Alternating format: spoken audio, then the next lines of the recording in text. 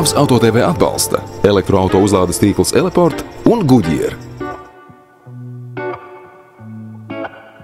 Tālijā 1979. gadā grupa The Buggles kļuva populāra ar hitu Video Killed the Radio Star. 16 valstīs tā ieņēma mūzikas topu spici. Jautāsiet, kas tam ir sakars ar automobīļiem un šīs dienas stāstu? Īsā versija, laikam ejot, mūsu paradumi mainās. Ja pagājušā gadsimta 80. un 90. gados Eiropā milzu popularitāti, gluži kā radio pagātnē, guva mazās klases automobīļi, tad šodien par tādiem teju vai esam aizmirsuši. Pilnīgi iespējams, ka pie vainas tam ir pilsētas crossoveri, kur, lai gan gabarītos līdzīgi un radīt uz identiskas platformas, spēja piedāvāt saviem pircējiem papildu ērtības un ar savu vizuālo tēlu faktiski nogalināja iepriekšējo gadu augus. Tātad, kopējot The Buggles liriku, varam teikt, T-Cross killed the Polo Star. Šajā Tavs AutoTV izlaidumā mēģināsim noskaidrot, vai mums būtu jāskumst par to, ka jau pirms laba laika pienāca gals mazauto ērai. Šoreiz uz raidījumu esam uzaicinājuši džeza dziedātāju Jūliju Zakīrovu. Viņa ir Sony Jazz Stage Grand Prix ieguvēja, piedalījusies dažādos džeza festivālos, beigusi mūzikas akadēmiju un komponē arī savu oriģinālu mūziku. Tiesa, viņa pati nesauc sevi par džeza dziedātāju, jo tīk dažādi mūzikas stili un to kombinēšana. Gada sākumā klajā nācis Jūlijas jaunais albums Golden Hour, bet nesen vienas dziesmas, kam dots nosaukums We Are One, deju remix producenta N-Works veikumā. Man liekas, es jau esmu diezgan pieaugusi cilvēks, lai spēlētu to, kas man personīgi patīk pašai. Protams, tur nav tīru stilu. Tur ir ļoti daudz samiksēts un vispār ir grūti ar vienu vārdu viņu raksturot, bet, protams, tur ir gan funks, gan etno, gan fusion elementi, gan džēza harmonijas un džēza improvizācijas un viss kaut kas.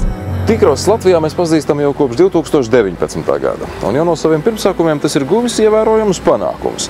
Baltijas valstīs kopumā pārdoti vairāk nekā 5500 šādu auto, un kopš šī gada tas ir pieejams atjaunotajā versijā, kura var lepoties ar gana bagātīgu aprīkojumu.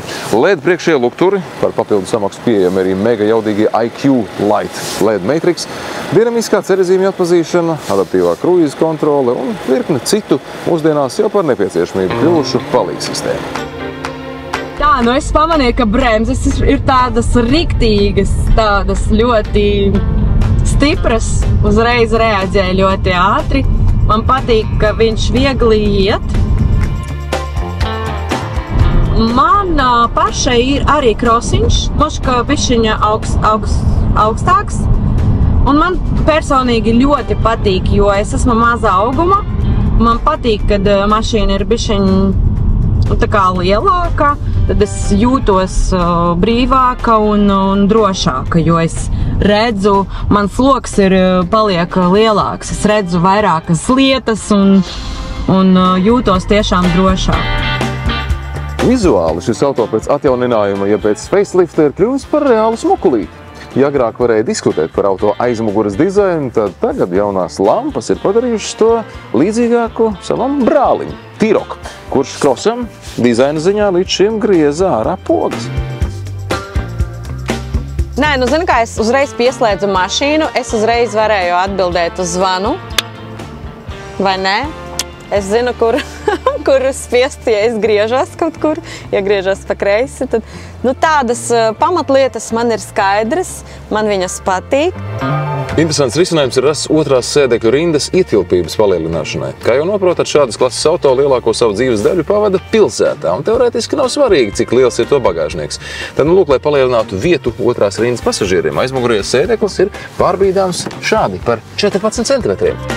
Savukārt jums būs nepieciešama lielāka vieta bagāžā. Bīdām to atpakaļ un iegūstam lielāku bagāžas telpu, palielinot to no 385 līdz 455 litriem.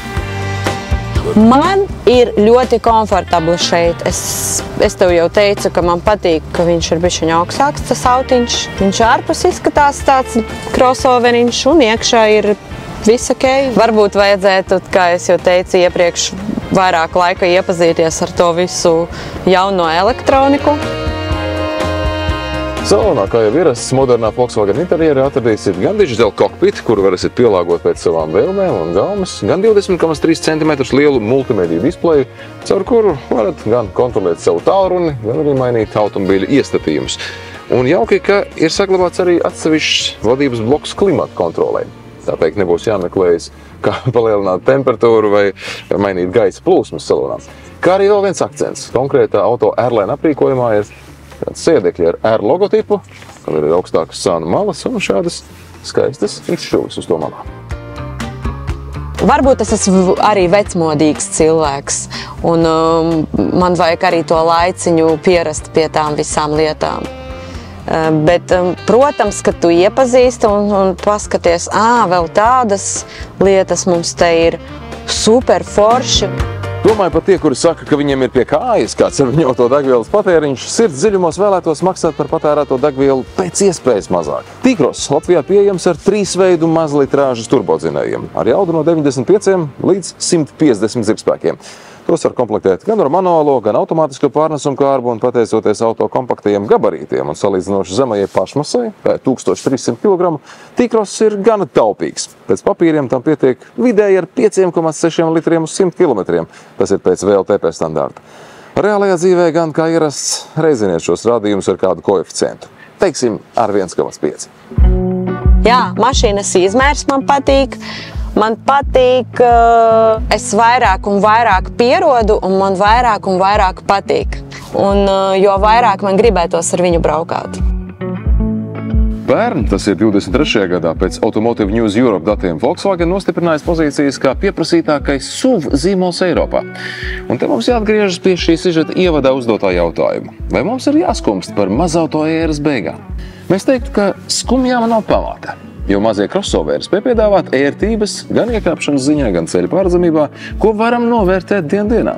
Un T-Cross, lai gan milimetros un centimetros pieder mazās klases automobīļiem, ir ar gana plašu dvēseli.